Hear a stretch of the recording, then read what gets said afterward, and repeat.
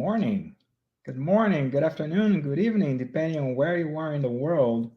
Welcome to another one of our talks. Today we're going to have a very interesting topic who's going to be brought to us by Ana Moreno. The topic is exploring the relationship between spirituality, spiritism, and mental health. Another very interesting and very applicable topic.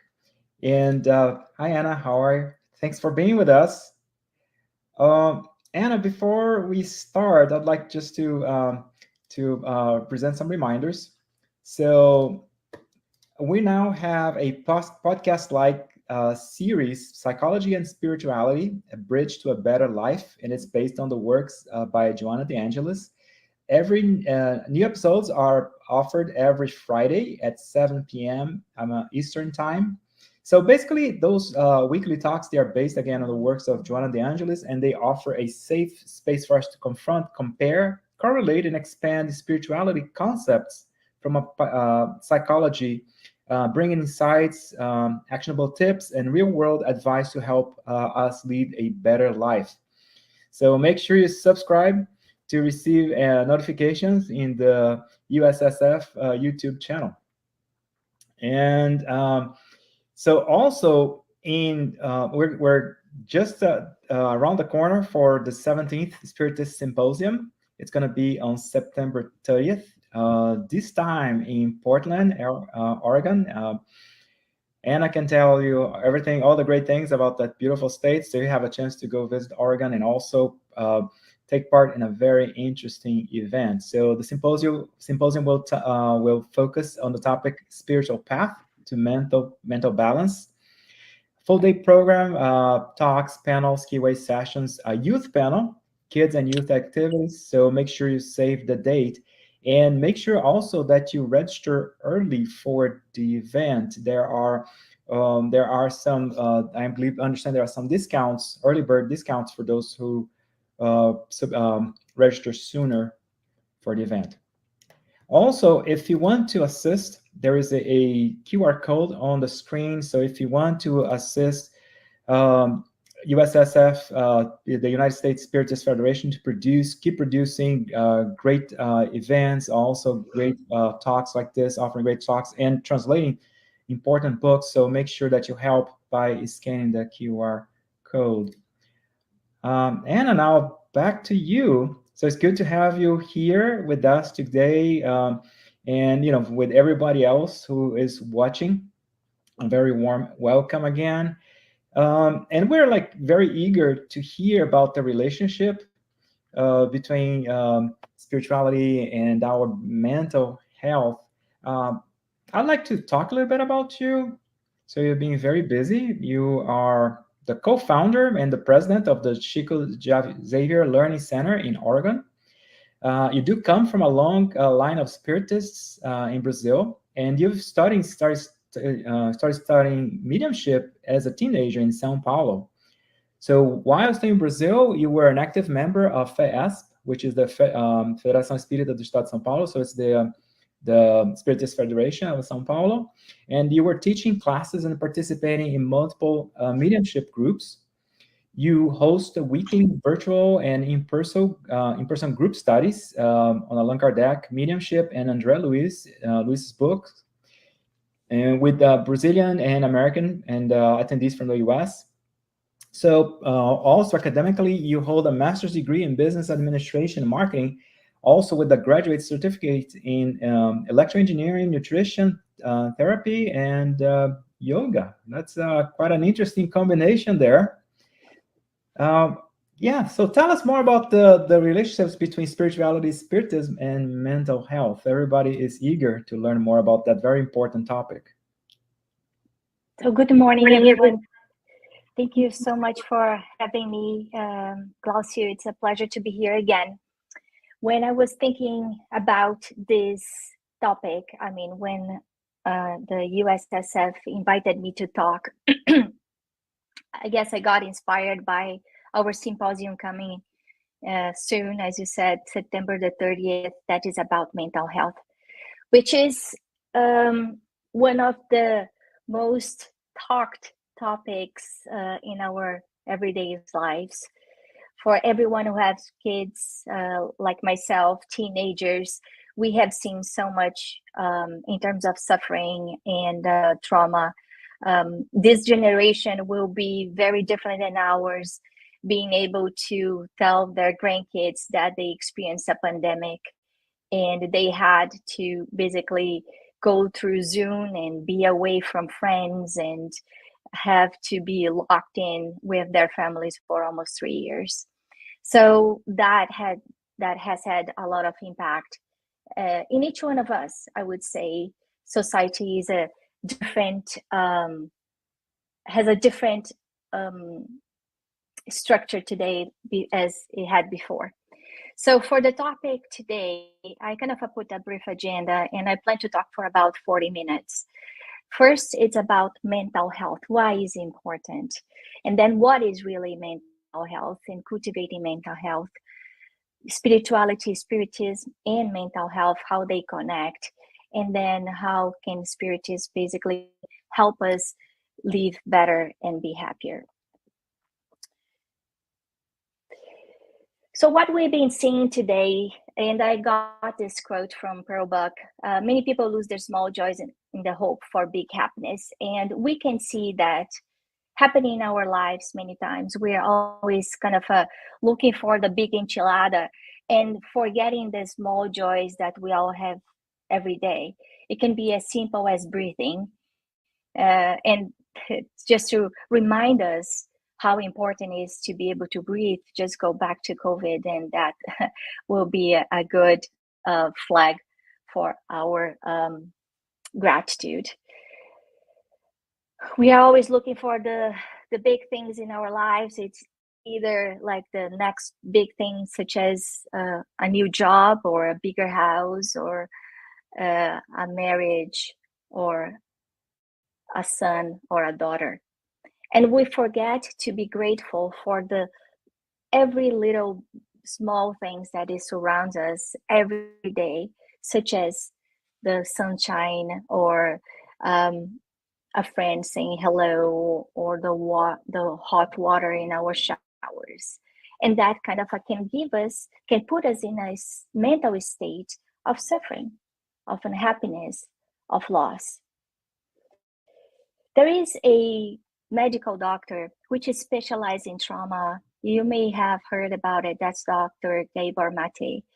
And he's a Canadian doctor. And in his studies about trauma, he came into a very simple conclusion that the research literature has identified 3 factors for universally lead to stress: uncertainty, the lack of information, and loss of control. And if we go back to this past few years of our lives, we faced a lot of uncertainty. We faced a lot of uncertainty about ourselves, about our families, about our people that we love. Some of us live in foreign countries, away from their family members, from the people that are most important for us, like our parents or grandparents, or maybe our kids. We had to relearn how to live in a world that being in contact with other people could be dangerous, that saying hello could be dangerous, that we would be walking on the streets not knowing if that would be a good idea. The lack of information that we have dealt with in terms of not knowing what will be the next phase, it would be easier or harder. How could we protect ourselves? What was true or what was not? This information that today that we know because of AI, if each one of us look up for different things, we're probably gonna have different answers from Google, because Google will probably give us what we expect to hear. And that can create a lot of confusion, a lot of turmoil, a lot of uncertainty, and of course, loss of control. When we are not able to deal with our own safety, we feel that we are impotent. And that's when we can easily get into the trap of feeling imbalanced and sad or depressed.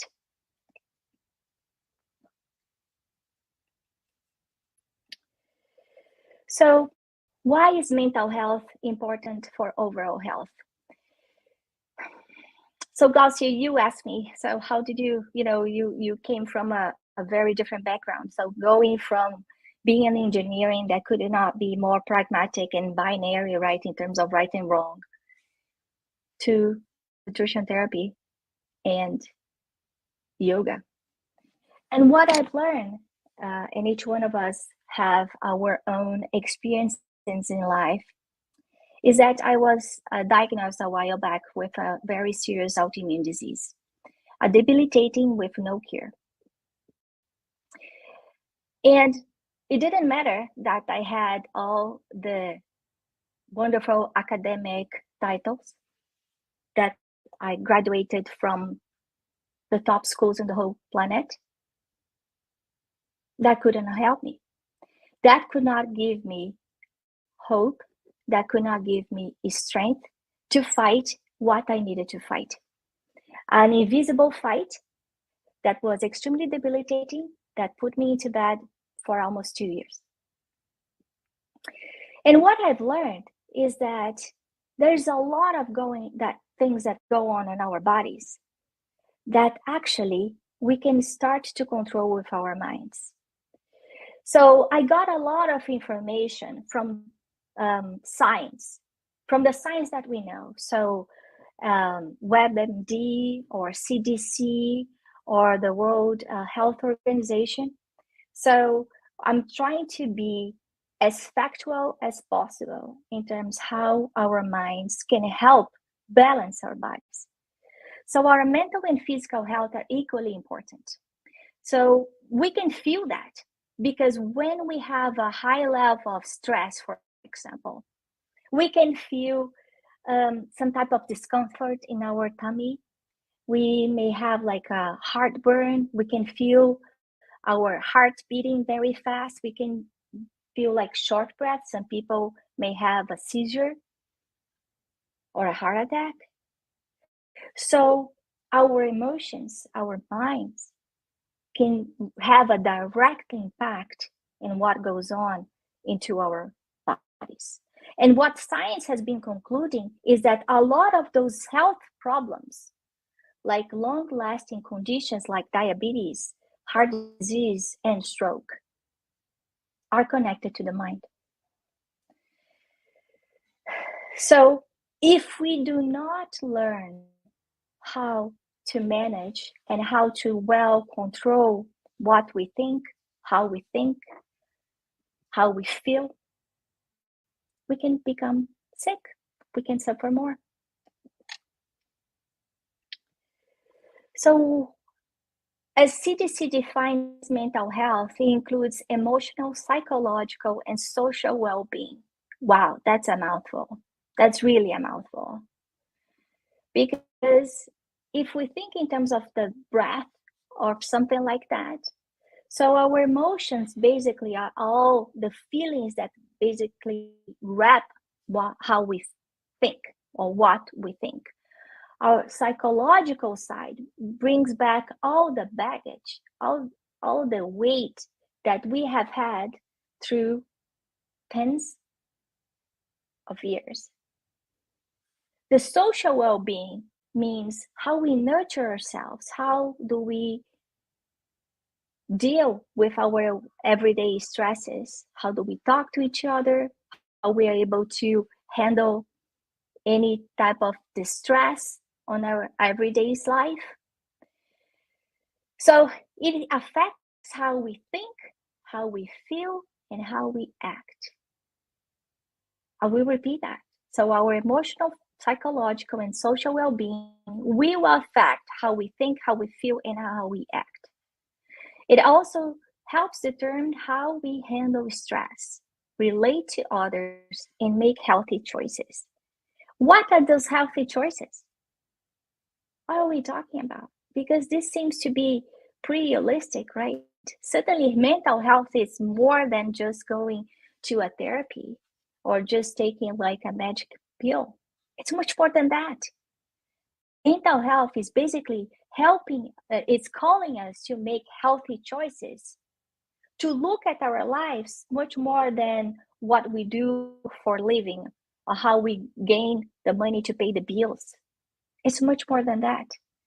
It's how we relate to each other, is whether we exercise or not, how we nurture our body, meaning emotionally, but with food, but also spiritually. Mental health is important at every stage of life, from childhood to adolescence through adulthood.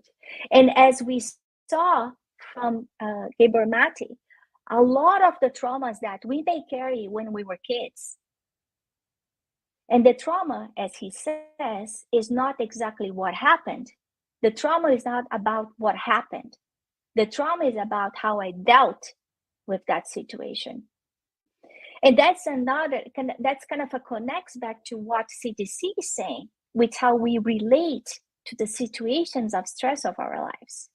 The same situation, like a cancer or a divorce or a loss of a child, which are extremely difficult for anyone, can be handled in a very different way from different people. And even if we are talking about siblings. So it's not a matter of, oh, they came from a different family, they didn't have, loving parents, or no. It's something that is within us. It's our responsibility to own our mental health and make the decisions that are better for us. So I listed 3 factors that can contribute to risk of mental health. And I put on the top right the suicide and crisis lifeline, because this is important. The biggest gift, the largest treasure that we have as human beings, as Spiritism says, is our life. That's the biggest blessing. And then if we are facing a moment that we feel so empty inside, so hopeless, that we think it's not worth it, we need to ask for help. We need to go and look for help immediately. Because spirituality, as well as spiritism, tells us that life continues after the death of our bodies. So there's no solution by running away from our problems. That's not going to help us in any shape or form. So the first thing that I want to talk about is this feeling of feeling hopeless. That's loneliness and isolation that can pull us out of life and avoid being around people who loves us. Data has demonstrated that when people are feeling lonely or loneliness, there is a bigger chance of suicide thoughts. Feeling hopeless is one of the clinical factors of depression. So if in this moment you feel like you don't have any hope, you need to look for help. And the fact that we are talking about spirituality and spiritism doesn't mean that we should not look for help from our science. So look for a doctor, look for a therapist, a psychotherapist, and ask for help. There are many reasons why people feel depression. There's many reasons why people feel hopeless. And in no moment I'm saying that that's not valid. And that's why we need to face it and ask for help. The second point that I want to talk about is the imposter syndrome. And this usually happens when we come from a family that is very strict. That family that is loving, it can be loving or not, but you're always pushed to do more, to do better, to be perfect.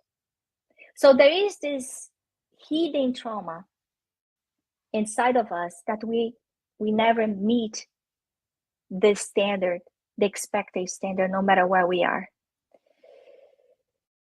In this case, that can cause some ongoing chronic medical conditions. The imposter syndrome is a condition of feeling anxious and not experience success internally, despite of the high performing results. So it's not objective. People with this condition may feel like a fraud or phony and doubting their abilities. They feel like success is impossible. And by that, I don't mean only professionally, I mean in different areas. So no matter what I do, I may have the Superman cape, but I feel like I'm never good enough. And people with imposter syndrome feel like they're always afraid of not meeting expectations of others. And the third point that I want to cover here as a factor, a risk factor, is when we lose connection to ourselves. And this is probably the most important one, because life poses so many things, so many distractions. We have never had in our lives an ability to search, to know, to have as we have right now. Technology has opened all the doors and windows so we can have information about what's going on the coup in Russia right now, or what they are doing in China, as well as what's going on in Portland. And with that amount of information, looking so much outside, we may forget to look inside. And when we forget to look inside, we do not pay attention to our peers, to our pain, to our needs. And we start looking for answers in the wrong place. We may look for answers into any type of addiction. So, it's 5 o'clock somewhere in the world, so let's have wine. Or maybe it's not even 5 o'clock. We may look for some type of use of drugs, which in the past were illegal and now legal in many, many states. And we use those drugs, illicit, illegal or not, to numb ourselves, to numb how we're feeling. So it gets easier to deal with the stress, with failure, with frustration, with unhappiness.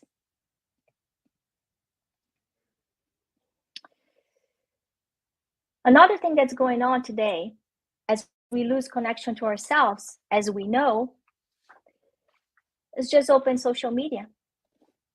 We open social media and we have an impression that everybody's happy but us. Everybody has everything but us. Everybody's able to go to fun places but us. What's wrong with me? Why my life is not as glamorous, as fun?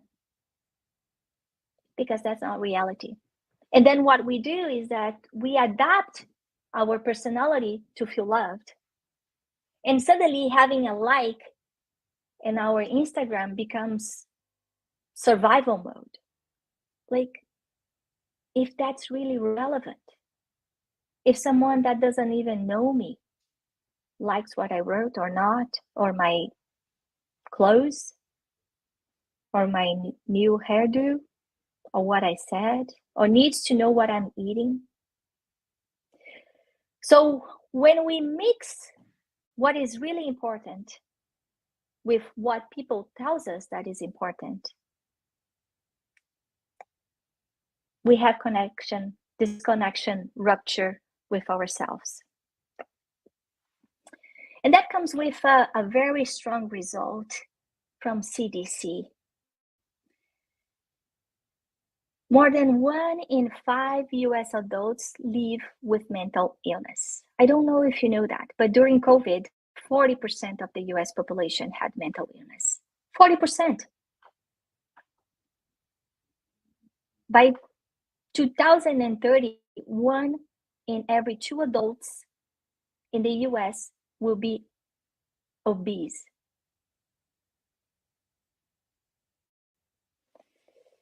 Over 1 in 5 youth over 13 to 18, either currently or at some point of their life, have had serious debilitating mental illness. I don't know about you guys, but my kids go to a good school. And I hear some terrible things. I hear about kids trying to commit suicide. I hear about kids harming themselves. I hear about kids dealing drugs. So why? Because there's something missing. There's something broken inside that today the teenagers don't know how to resolve, and they need help. So as parents, our responsibility is to step up and do something. We learn from Emmanuel that family is the cell, the very smallest point of the society. That when the family is broken, the society is broken.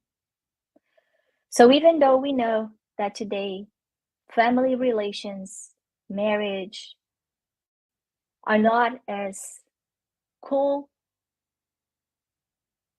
or many times as relevant as it was before, when the family relations are broken, the kids suffer, the society suffers. Suicide is the second most common type of death among young people between 15 and 24 years. So suicide kills more than car accidents. Suicide kills more than car accidents. Remember that we are not talking about kids who try to commit suicide but are not successful. And when we go to LGBTQ plus kids or adults, this data is even sadder. These feelings were found to be more common among those type of kids, LGBTQ plus students, female students, and students across racial and ethnic groups. Nearly half, 45% of LGBTQ plus students in 2021 seriously considered attempting suicide for more than heterosexual students. Black students were more likely to attempt suicide than students of other races and ethnicity. So that means that probably a kid that is hanging out with your kid, or maybe our kid, may be thinking about suicide. This data kind of bring us to focus on a level of stress that our youth is going through and experience probably in silence, because it's hard to talk about how we feel. It's hard to talk about our problems, and anyone who have read Brené Brown's book knows that vulnerability is hard. Showing up is hard. And for them, showing their weaknesses is not seen as courage, quite the opposite. And we need to help them. And I think that that's another thing about our symposium in September, because there is a youth area where not spiritism, but religiousness is important. It's an important critical seed to plant into our kids' hearts. So why this is a big deal? Poor mental health in teens is more than feeling blue. It's beyond just struggling with grades. We see our kids kind of being locked in at home, looking at screens, playing computer games, maybe on Discord, And we know that, we just saw today on the news that Discord had been facing a lot of predators online. So we don't know with whom they are talking. Behaviors and habits have established in adolescence. So we know that a lot of the addictions that we may face as adults started when we were 12, 13, 14. When I was living in London, and this was about 10 years ago, I remember seeing an ad on the buses over there that were really shocking. They were going through a campaign to reduce the amount of drinking in adults and kids. So for the adults, there was one big ad that would basically say, if you drink today, do not drive tomorrow. I will repeat, it's not, if you don't drink today, don't drive today. No, if you drink today, don't drive tomorrow. And for the kids is, don't give alcohol to your kid between 5 and 13 years old. 5 and 13, when we know that the age is 21.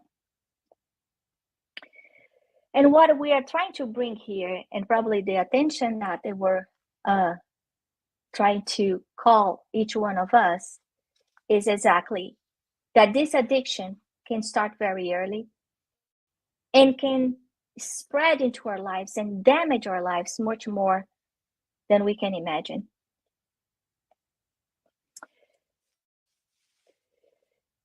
Mental health problems are linked to behavioral risks.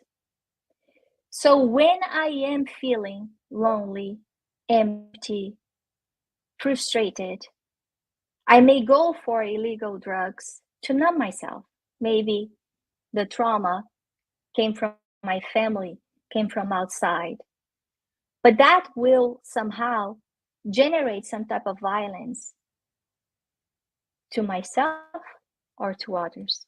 And in case of our adolescents, it may cause even unintended pregnancy. So taking care of our mental health, looking at our kids, helping them, making good decisions, creating healthy habits that can carry on through the years is very important. So they can grow up as adults with a stable mental health. So how can we cultivate mental health? Well, as we've been talking so far, it's very holistic. So we may look at as a combo. So we need to take care of our physical body, and we need to take care of our mind and our spirit. And interesting enough is that I have a professor, which is one of the most famous Ayurvedic doctors. There's even a movie about him. His name is Vasant Lad. And in Ayurveda, he combines not only mind and body, but he combines mind, body, and spirit. And we need to look for a support system. So for the body is the doctor. For the mind, for example, a psychiatrist, a therapist, a counselor. For the spirit, we need to look for this connection between us and God. We need to learn to practice self-compassion. We need to look at what are the painful experiences that have affected our lives and how we can translate that into an opportunity for growth. We need to find our purpose. And by purpose, I mean looking at situations, areas that can fulfill a higher purpose, a higher need. If we start to cultivate better relationships with ourselves and others, if we look for some type of community that bring us good feelings, that make us better people, If we look at our experiences in life, like the contact with nature, like reading good books, listening to good music, meaning calm music, we will be cultivating mental health. We will be nurturing our body. Dr. Diaz da Cruz was a medical doctor from Rio de Janeiro. He was also one of the presidents of Federação Espírita Brasileira back in the 1900s. And he says that on many occasions, our conduct can be our illness as much as our behavior can represent our restoration and our healing. It's very hard to separate the illness to the ill. Actually, as we were talking about, many times our illnesses come from how we think, how we behave. So if we want to restore our health, we will need to basically restore and heal ourselves. We need to work on how to become better, more centered, more patient, more calm.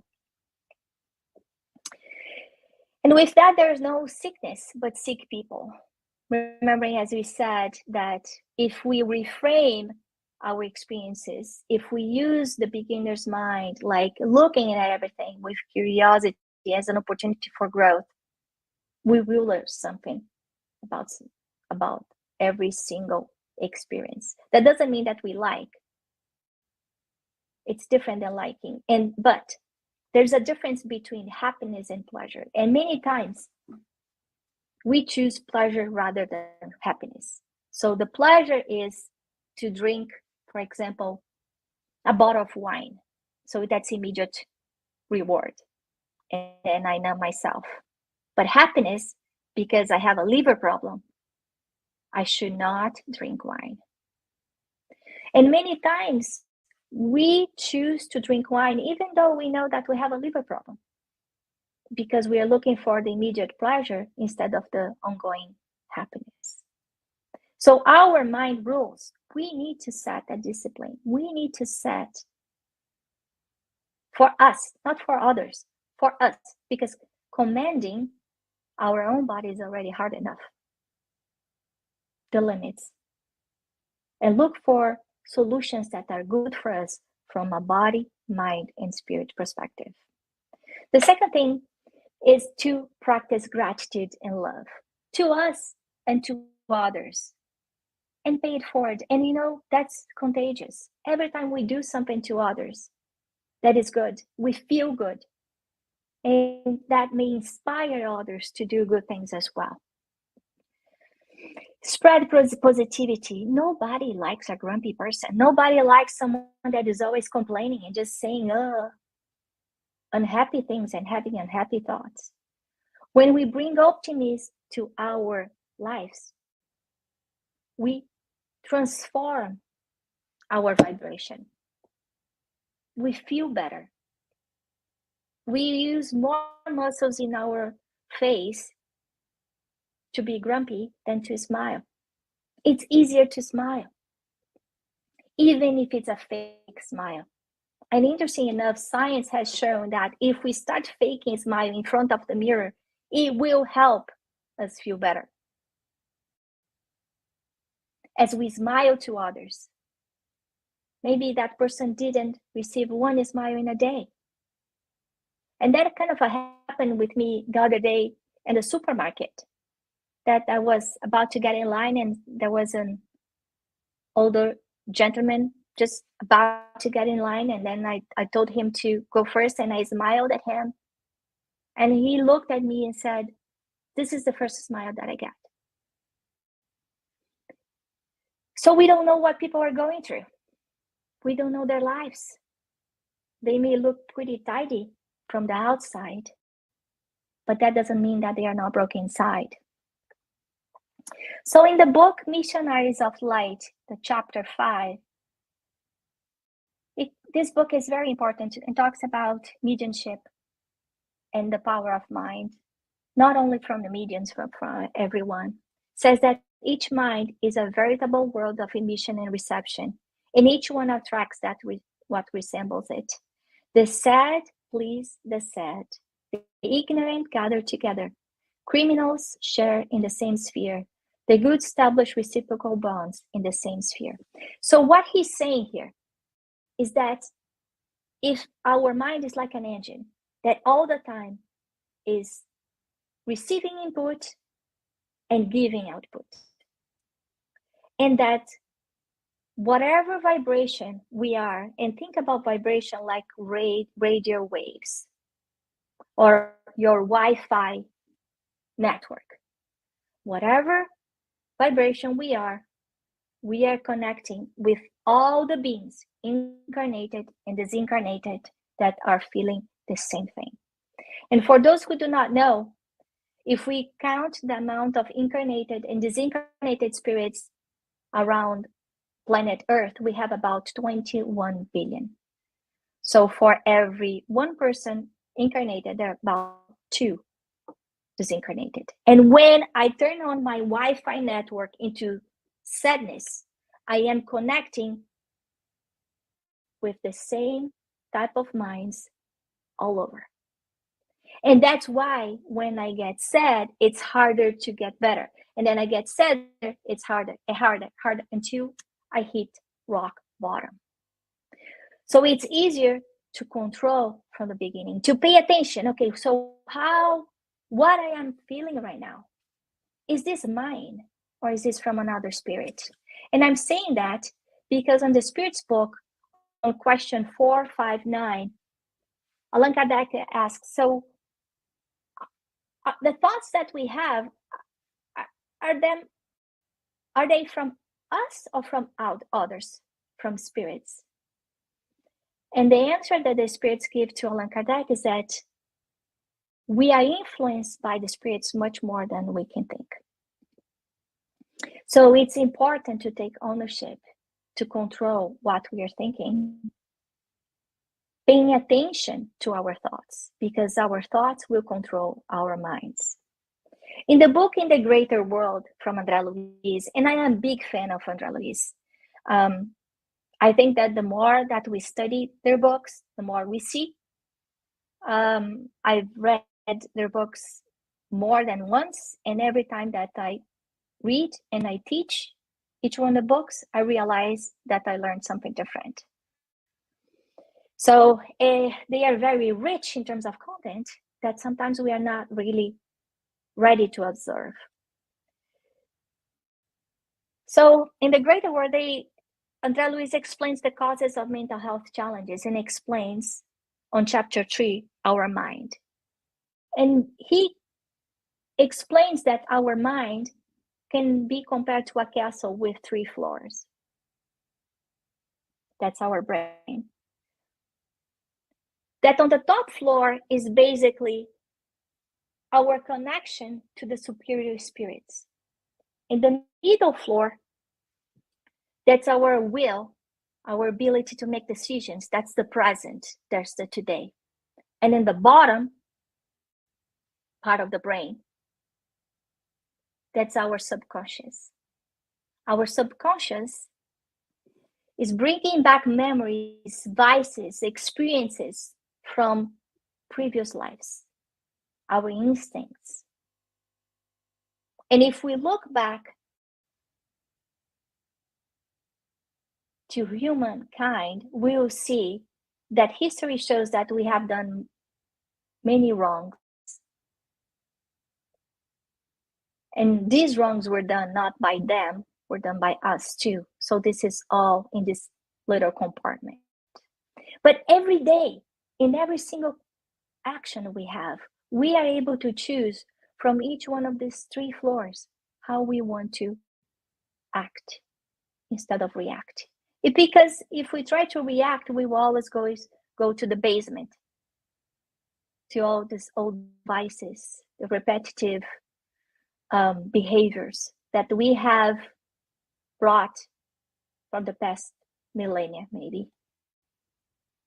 But we have our ability in the middle floor to control our will, to put our knowledge in place, to use our free will to make the right decisions and be inspired by the top floor, by the celestial beings, to make better decisions into our lives, to think better, to feel better.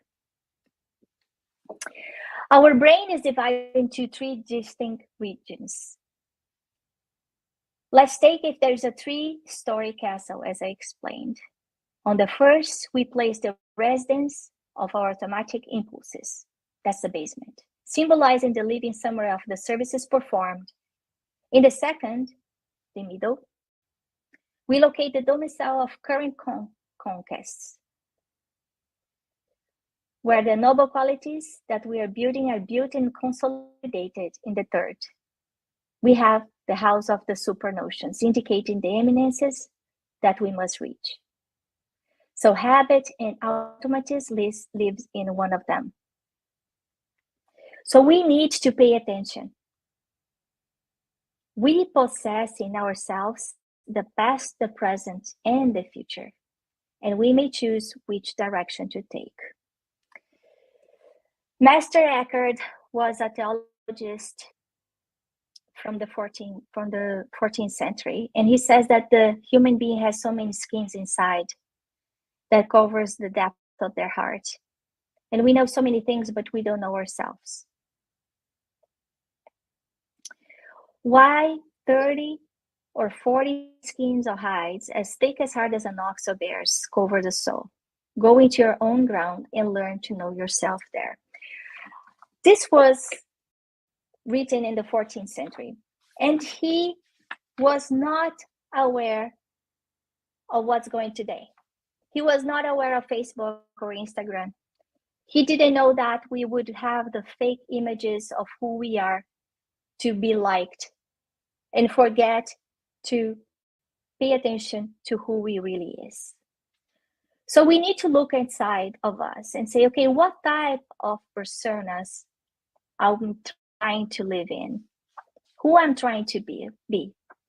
So we learned from Allan Kardec on the question 919 that the most effective and practical way to improve ourselves has been taught by a philosopher in ancient Greece, which is know yourself.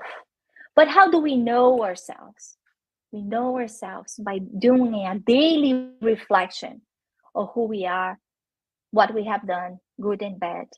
If we have helped or hurt anyone, if we have something that people can complain with us that we need to fix.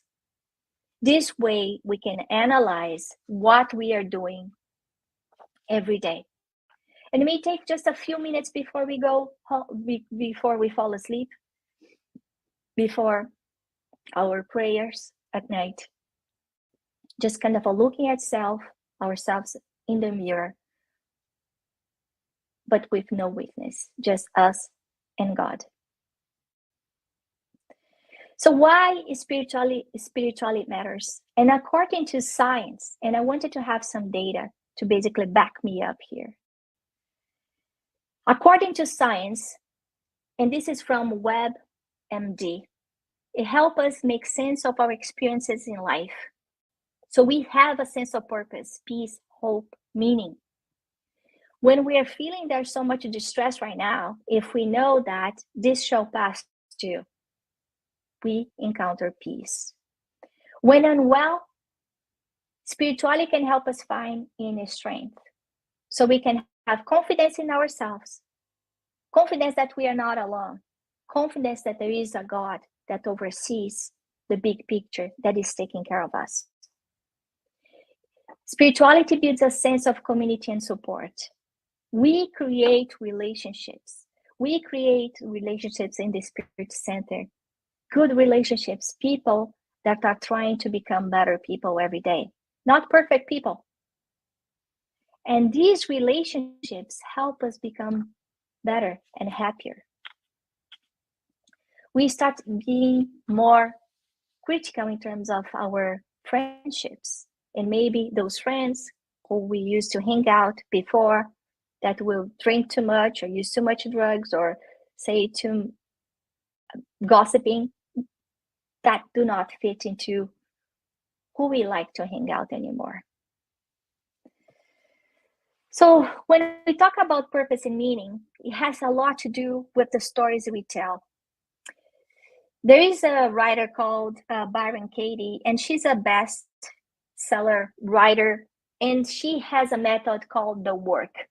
And with the work, she created 4 questions that we have to use. One is the story that we're telling. Is it true? Is it real?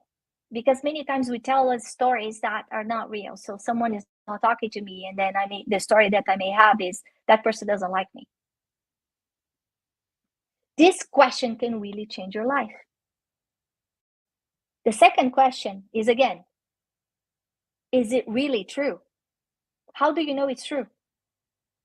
And usually by the second question, you already know that you're kind of making things up. The third is that, how do you react to what happens when you believe into that thought? What's my reaction when I believe that someone is not talking to me because she doesn't like me? I get angry, I get frustrated.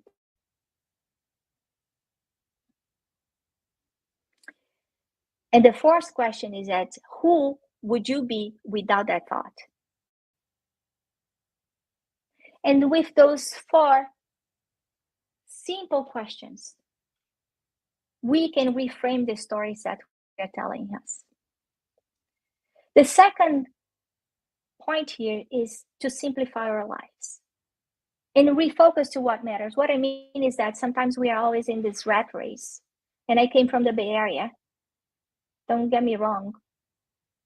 When I moved from Brazil to the United States, yeah, I was driven by ambition, career growth. Yes, I invested a lot in my career.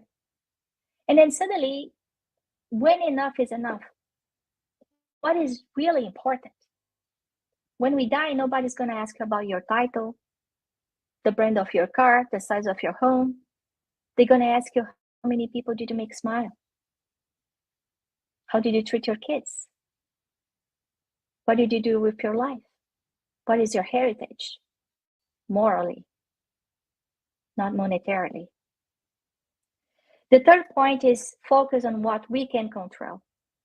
And many times we kind of get lost into that, because I'm thinking either in wrongs that I did in the past or what may happen in the future. And I forget that the only thing that I can control is the present.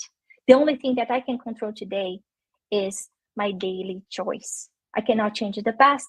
I do not control the future. No matter what I do, how much I try. So how do we expand the toolbox? Spiritism can help. The toolbox that will help us take care of our body and our needs.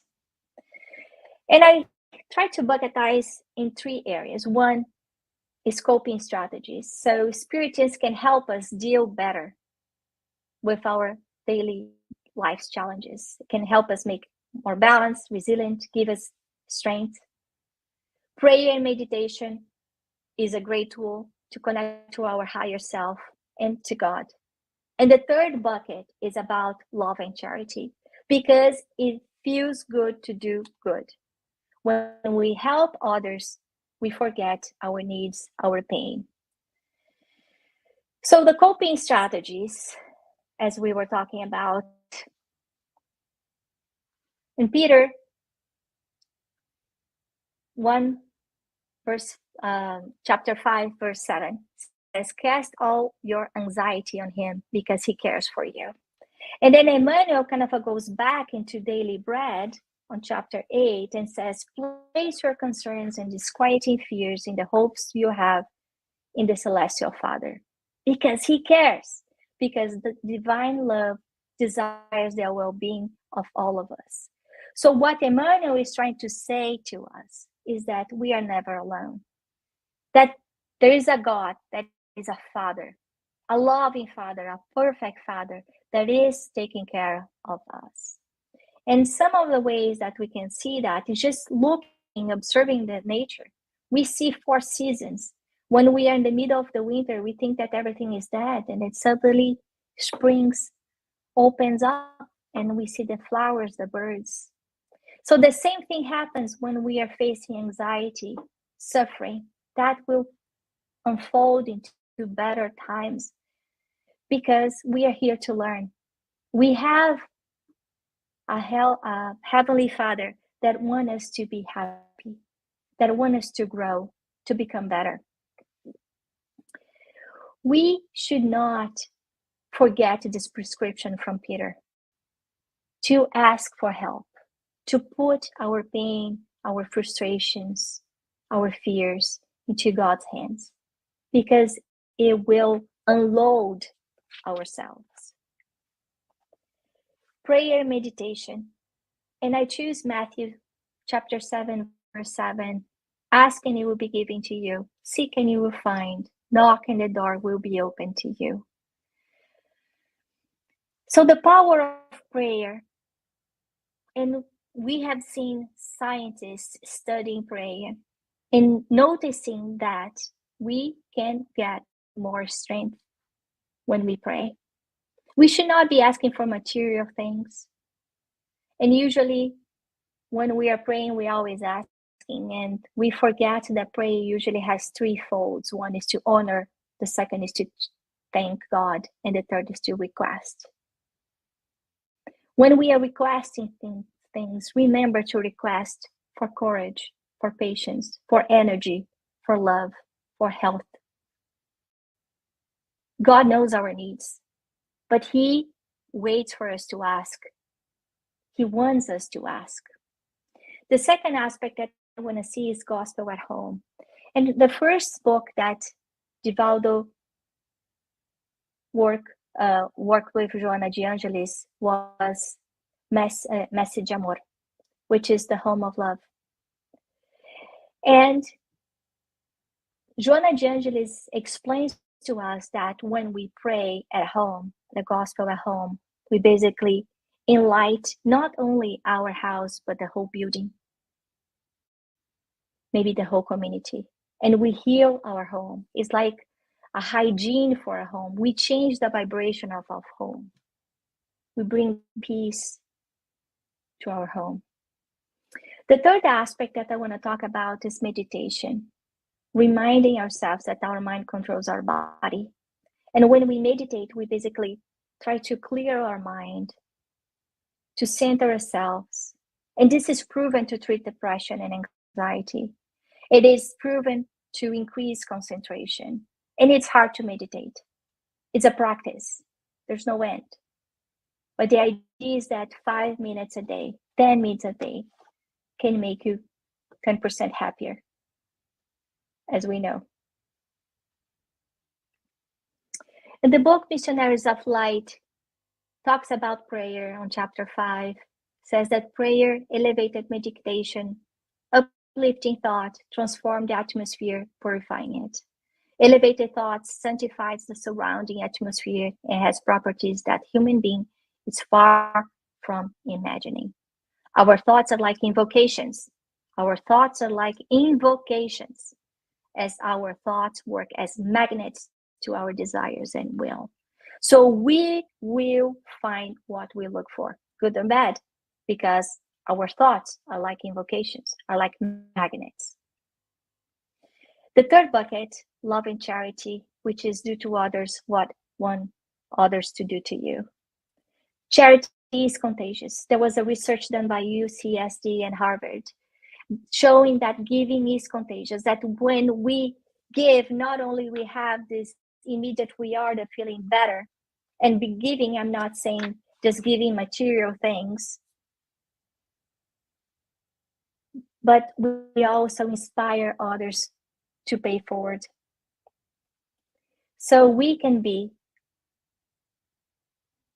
a change agent into our society, into our group.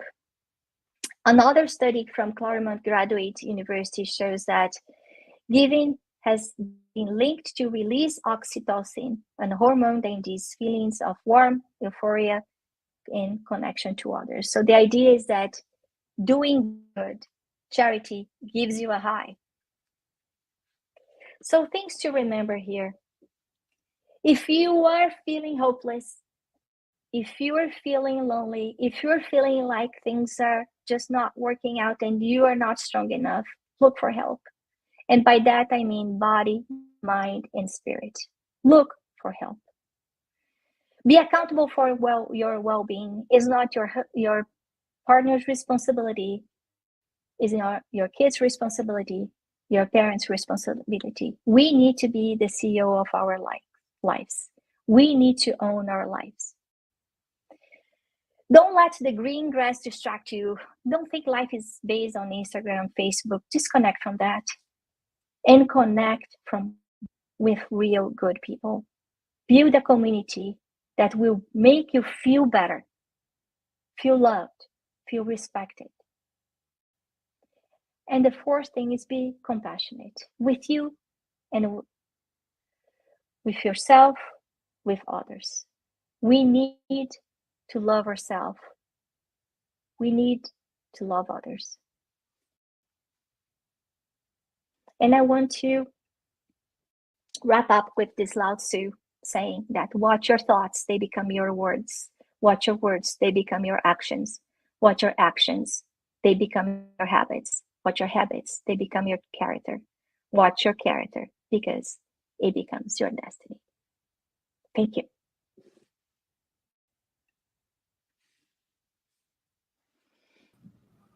Thank you, Anna. Thank you for such great reflections. I really, I did learn a lot. I really gave me. I'm pretty sure I gave to everybody else lots of food for thought. We have some questions now, and actually, I have an interesting comment here from Julia Makita. She says, "I'm broken inside." So that was her comment. So how would you respond to whenever we hear a comment like that? I'm sorry, Julia. I'm sorry that you're feeling like that. And I would say that we are never alone. And if there's one thing that we can do is heal ourselves. So look for help. There are a lot of books of self-help in spiritism that can bring you hope. The Gospel according to Spiritism, chapter 6, which is the name is the Consoler. For me, every time that I feel like I have no strength, that I don't know where to go, that all the experience in life seem to be too much for me, I open chapter 6 of the Gospel according to Spiritism and I read out loud. And I would say that it's a short chapter, probably the shortest in the book. And when I finish that chapter, I have to say that I feel like my energies are renewed. But Julia, look for help. Look for medical help, psychological help if you can. Look for our spirit center in your city. There is PASSIS, which is basically when we give energy with our hands. And I'm sure that you're going to start feeling better. And I'm sending you a virtual hug from here, hoping that you feel better. Thank you, Anna. A question from Jusara Carngold. The imposter feeling can be even well disguised in our persona, right? I would say so. The imposter syndrome comes from some type of trauma when we have these very high standards from our families and kind of opposes us to be perfect all the time. And that may kind of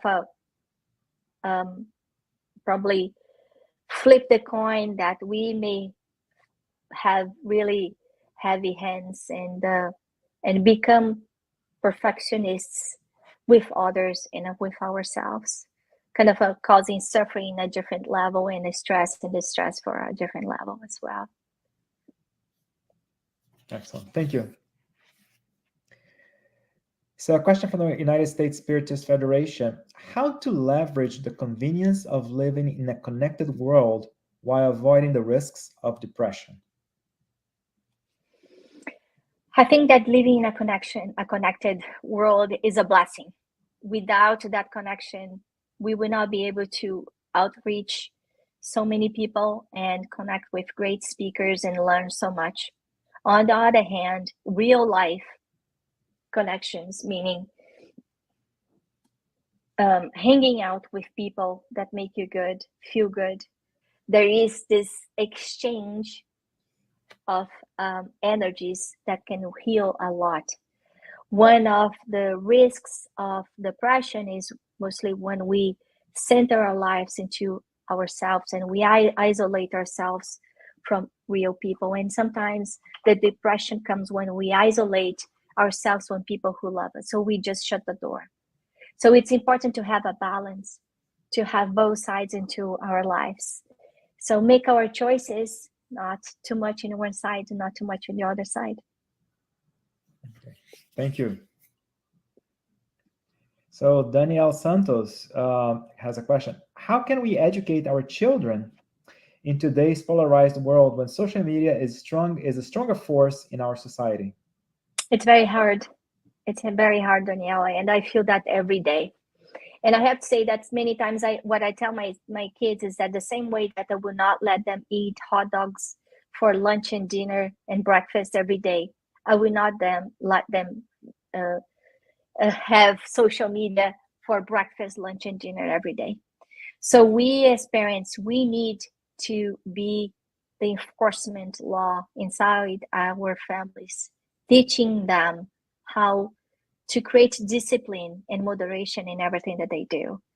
I understand that social media many times is the way that they connect to their friends, and isolating them from these friendships may not be good for them either. But we need a balance. So the same way that we need to have vegetables and fruits and proteins and grains into our everyday meal, they need to have that from a mental perspective. So it's not only social media. What else? So, still going back to having a balance, right? Having a balanced life and helping our children live a balanced life. Cool. And remember that the habits that they create right now will carry into their adulthood. So if they do not know how to put limits into their choices, they will not be able to do that as adults as well. We in life, we learn the hard way to get no's. We all get no's. So it's important for us as parents to tell them no's and put limits too. Excellent. Thank you. Very good. So Yasko Arakawa has a question. Hi, Anna. Great topic. The first generation of our families coming to the new world, say those living in the last 1 or 2 centuries, mostly immigrants, low-class workers, they suffered of lots of uncertainty, lack of knowledge, and no control of many situations. Did resilience play a role in their survival? How about more realistic expectations and thereby less frustration? Thanks. Yes, I love that.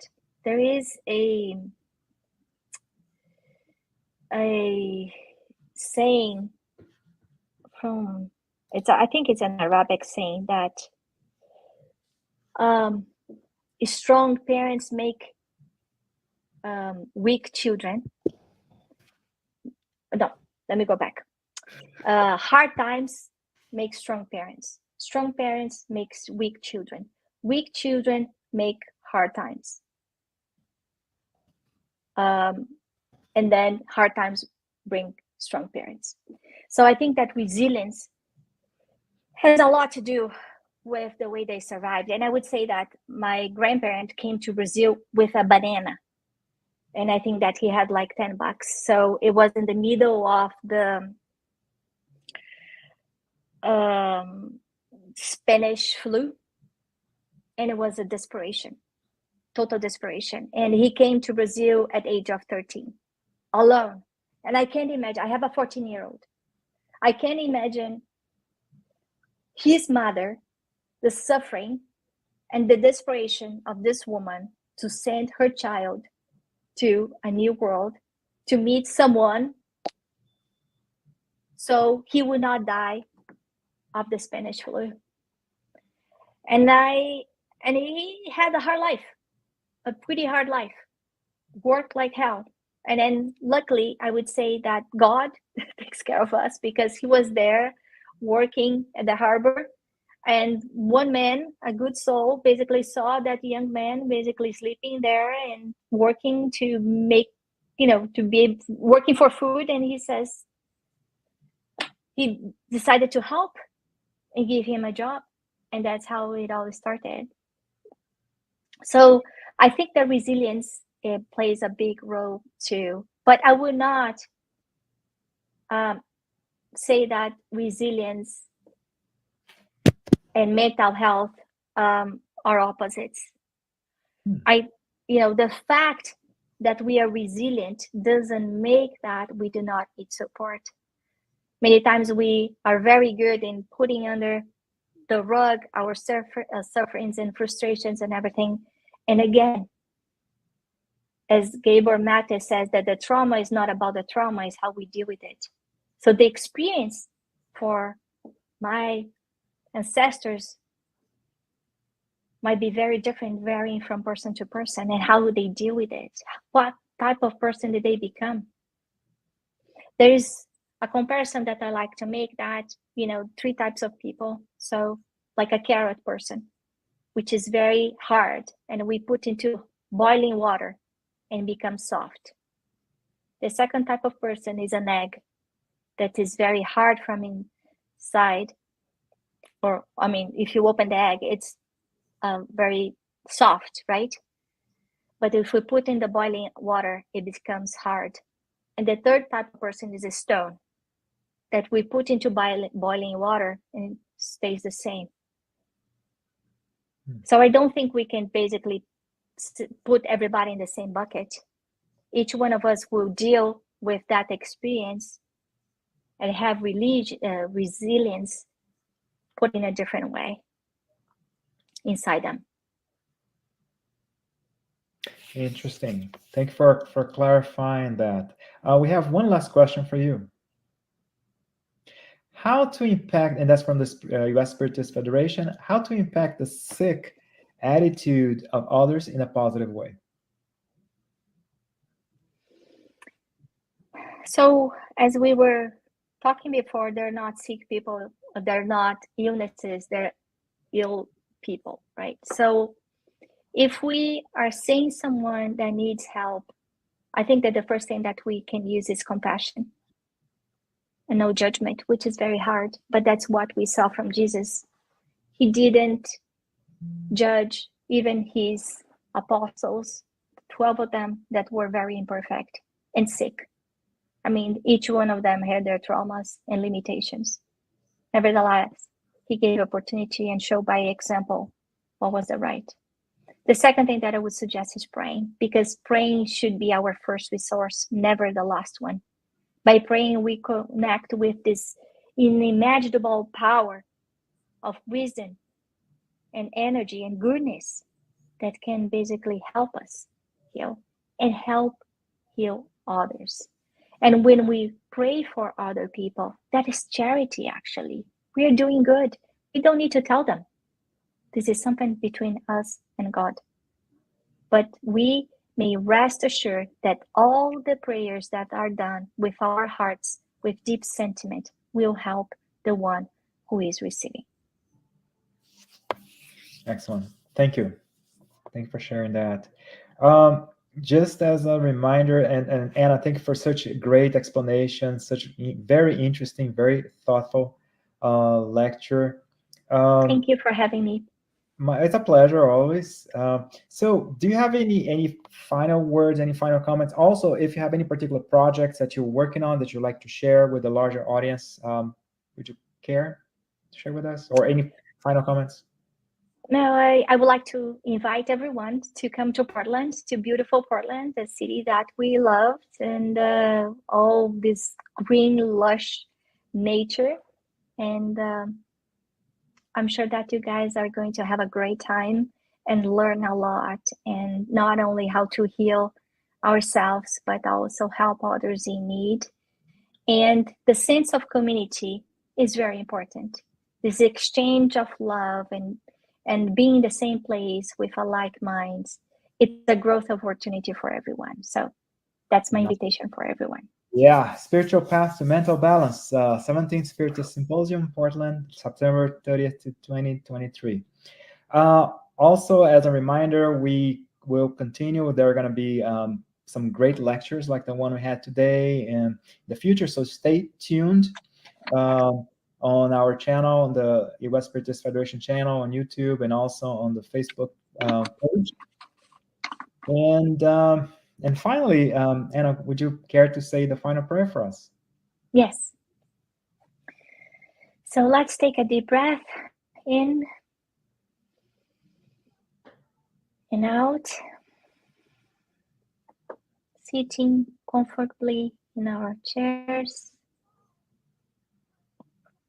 opening our hands face up, opening our hearts, elevating our thoughts to our Almighty God, thanking for the opportunity of being here this morning, opening our weekend with love, with peace, with joy. We pray today, dear God, asking for a whole planet with such disturbance and pain. May you help and heal each heart that needs help, each person that feels broken, each soul that looks for the light. Help each one of us on our search for ourselves, for our growth. Help us be the servers of your love, no matter where we are. Protect our families. Protect those in need. Thank you for this day. Thank you for our lives.